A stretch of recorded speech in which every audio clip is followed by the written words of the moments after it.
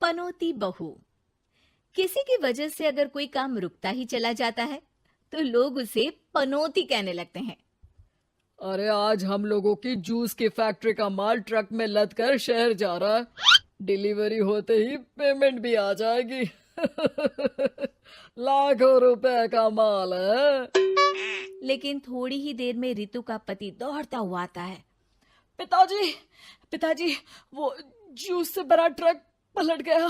सारा जूस पास की नाली में बह गया। हे भगवान, तेरी शादी के बाद ये पहली बार ऐसा हुआ है। मैं तो बोल ही रहा था कि इस लड़की की कुंडली बनवा लो। देखा, आए दिन नुकसान। बेचारी रितु पर्दे के पीछे से ससुर की बात सुन रही थी, लेकिन करती भी तो क्या, कहती भी तो क्या।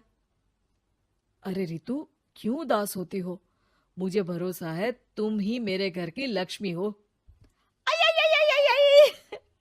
अरे मेरे पैर में चोट लग गई है रितु, जरा चल डॉक्टर को दिखाते हैं। रितु सास के साथ डॉक्टर के घर जा ही रही होती है कि उसका पैर फंस जाता है और वो सास पर गिर जाती है।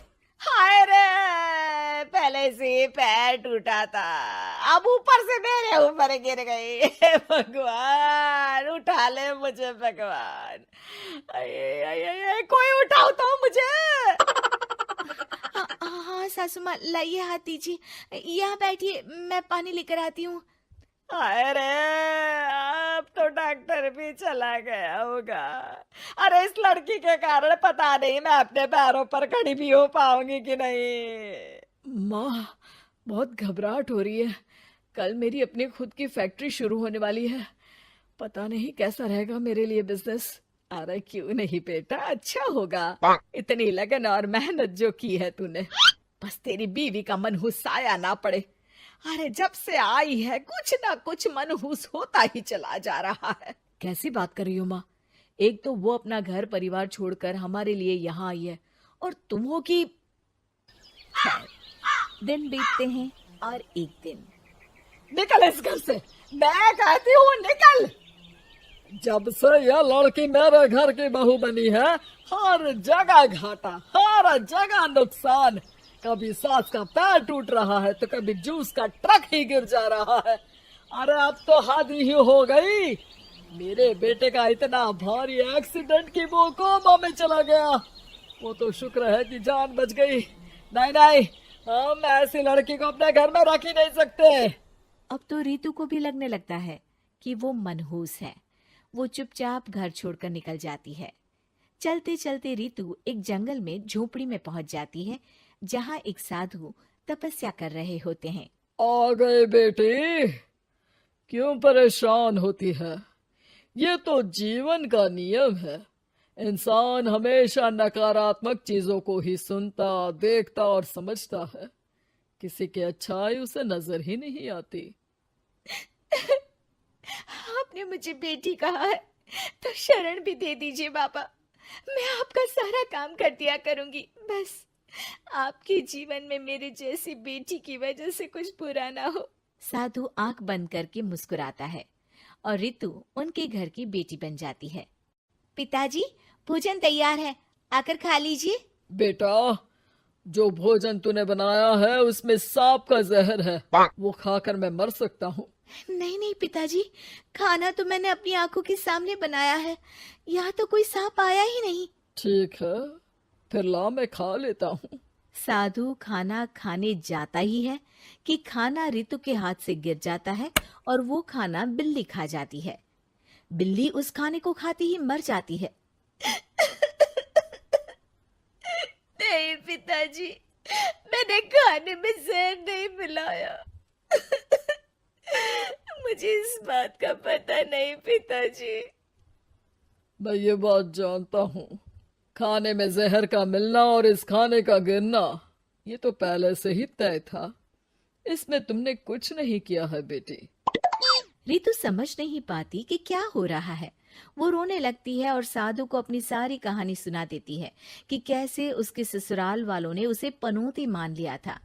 साधु मुस्कुराकर कहता है, बेटी, क्या चाहती हो तुम?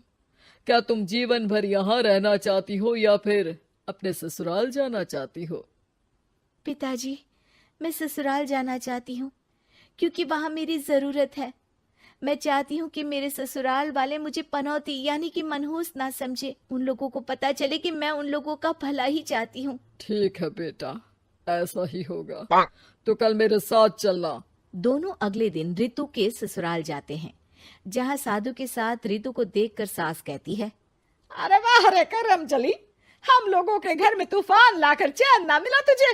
जब जादू टोटका करने के लिए ये बाबा बाबा बुलाकर किसी को लेकर आई है। नाना माँ जी, ये तो मेरे धर्म के पिताजी हैं। मुझे ससुराल वापस छोड़ने आए हैं। ये तो बस पिता का धर्म निभा रहे हैं। इन्हें कुछ मत कहिए। वाह जी वाह, 4 महीने बाद आज ही अपने पैरों पर खड़ा हुआ हूँ और ये मनहूस फिर से आ गई। इस बार क्या जान लेके जाएगी? अरे मेरी भी सिर्फ टांग में फ्रैक्चर था, अब ये आ गई है तो पक्का टांग काटनी ही पड़ेगी। हे भगवान, पिछली बार तो जूस का पूरा ट्रक ही पलट गया था, इस बार तो पक्का फैक्ट्री में ताला ही लग जाएगा। रितु के नए साधु पिता सबकी बात गौर से सुन रहे थे। फिर वो बोल पड़ते हैं, मैं आप लोगों को कुछ दिखाना चाहता हूँ। वो साथ में गोला लाए थे। उस गोला में वो सबको कुछ दिखाते हैं। वो दिन दिखाते हैं जब जूस से भरा ट्रक गिरता है। पास के कुछ जानवर उस गिरे जूस को पीते हैं और वहीं मर जाते हैं। देखो, इस जूस में तुम्हारे फैक्ट्री के मैनेजर ने जहर डाला था। अच्छा हुआ वो ट्रक गिरा, वरना पूरा परिवार जीवन भर के लिए जेल में होता। हे भगवान, तब तो न जाने कितने लोगों की मौत हो जाती इस जूस को पीकर। शुक्र है भगवान का, अनहोनी से बचा लिया। फिर वो दिन देखते हैं जब पति का एक्सीडेंट हुआ था, लेकिन रितु के करवा चौथ के व्रत के कारण वो बच जाता है, वरना तो मृत्यु निश्चित थी। सभी रितु की तरफ देखते हैं। बाबा, मैं तो मनहूस नहीं हूँ। शुक्रिया बाबा, मेरे मन में जीवन भर का बोझ रहता कि मैं इन लोगों के दुख का कारण तो नहीं। नहीं नहीं बेटा, मनहूस तो ईश्वर किसी को नहीं बनाता। हर चीज का एक वक्त होता है और जो होना है वो तो होता ही है। मुझे माफ कर दे बहू, तू तो इस घर की लक्ष्मी है, रक्षक भी है। हम लोगों को माफ कर दे बेटा। रितु को ससुराल में छोड़ बाबा वापस चले जाते हैं।